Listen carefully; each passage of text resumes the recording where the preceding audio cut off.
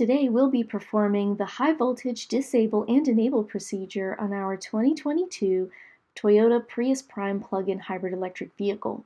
Service information does not call out to perform the live dead live procedure on any specific high voltage components at this time, but we do recommend that you perform the live dead live test before removing your high voltage gloves.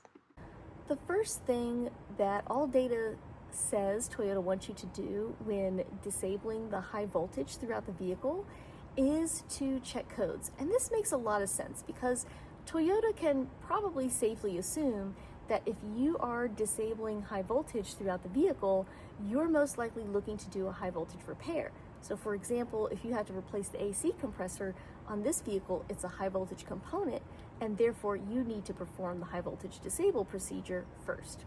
But if you are going to get into the high voltage system, you first want to make sure that there aren't any major safety faults with the high voltage system, such as loss of isolation, meaning the high voltage is leaking to the chassis, right? This would be bad.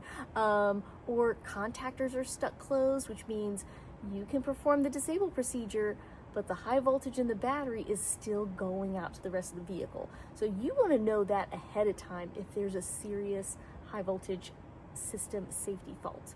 So what we want to do is we'll just check codes, and I'm just doing a quick scan with the snap-on scan tool. Any scan tool will pretty much work as long as it can access the high voltage modules, because those are the ones that are going to flag those, big safety high voltage codes. So with this one, I've already checked it before. I mean, we're only at 42% right now, but I like to check all the modules just in case, not just specific ones, because you never know which module might be holding a high voltage code, even though it's likely that it's going to be hybrid control module or battery control module. So we've got, 57% completed. Not too concerned about the front recognition camera, but the ones I'm really looking at are high voltage battery, no codes for that. Hybrid control, no codes for that. Motor generator, no codes for that. Plug-in control, because this is a plug-in hybrid, so no codes for that. So far, all the big high voltage modules or modules that have anything to do with high voltage on this vehicle, they're all saying that it's clear, it's good to go. And so I'll just finish this code scan, and then once we're done with that, we'll be able to disconnect our negative battery cable underneath the hood. And no codes in any modules.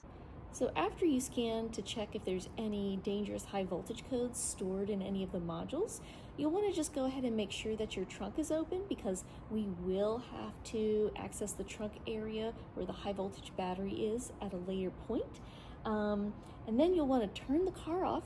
Wait about 2 minutes, because there's a few modules that need to store some information, and it takes them a little while to do that. And then after you've waited, exit the vehicle, make sure you've taken all the keys and things out, and then we can finally disconnect the negative battery terminal. This is a pretty common first step for just about any vehicle where you're looking to disable the high voltage system. And since this one doesn't lay nicely to the side, I'll just go ahead and make sure it doesn't get reconnected by putting a glove, or you can put a rag or something of that nature there. It's even better if you have one of those nice little nifty terminal covers that you can pop on there. So after disconnecting the 12-volt battery up front under the hood, we now have to come back to the trunk and access the high voltage battery to remove the service plug grip. Now, since we are going into the high voltage battery, and on this style, the service plug grip is directly connected to high voltage. So since we're going to be touching high voltage, as our little sign tells us, we do need to put on our gloves. So I do like all 3 layers of gloves. Keeps the sweat down, which is good for safety, right? We don't want to increase our conductivity, but also for comfort. A lot better to have some glove liners. They're pretty cheap. I advise you guys just go ahead and get a pair. And of course we have our leathers on top so that we don't cut our gloves up, which would make them useless. And we're going to go ahead and remove these 10mm bolts here. So it's always handy to have a little plastic pick tool with you so that you can lift this cover up, being careful not to lose any of the nuts you've just loosened.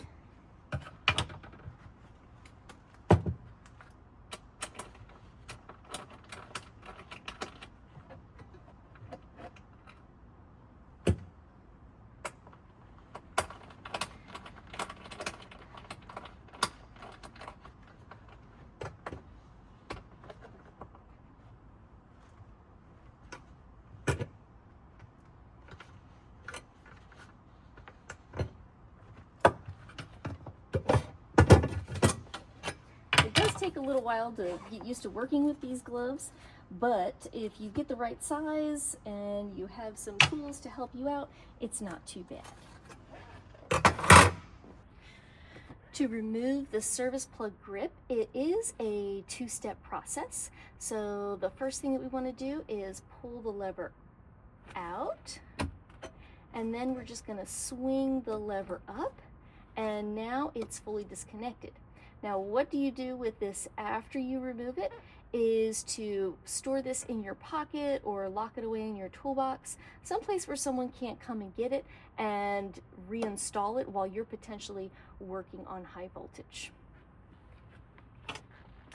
So the components of the service plug grip are these two large terminals, and these terminals actually connect both halves of the battery together.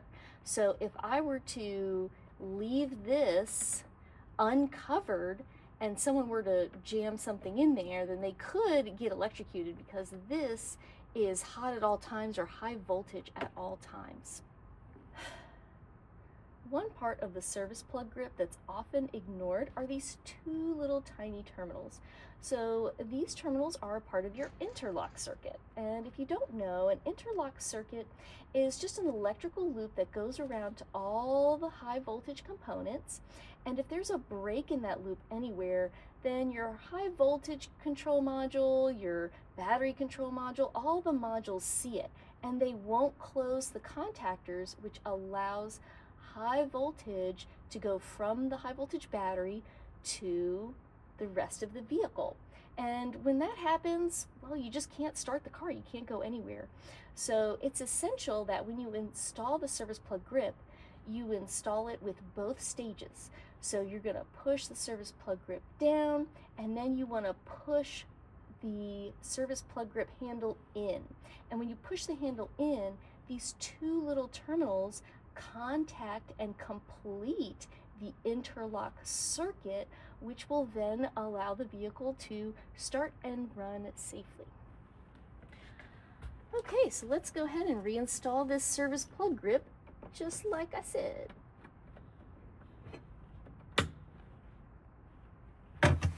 Now we just want to put the cover on and torque down our cover.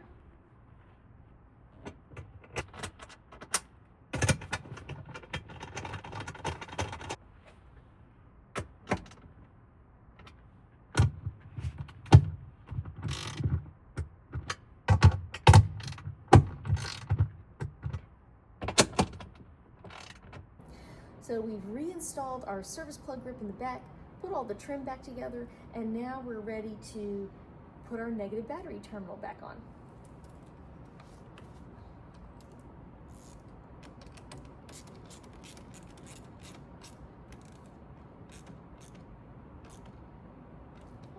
So now that that's all set, we do have some reinitialization procedures left to perform.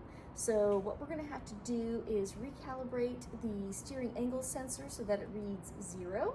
And the way we do that is to drive at 22 miles per hour for 5 seconds on a straight road.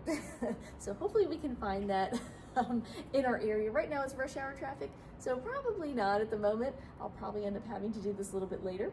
And then also we need to initialize the door locks by activating the rear doors through the switch, or potentially even through the key fob. But I'm just going to press all the buttons, make sure that they all work, so that if we were to return a vehicle back to the customer, everything's looking great. Thank you so much for watching.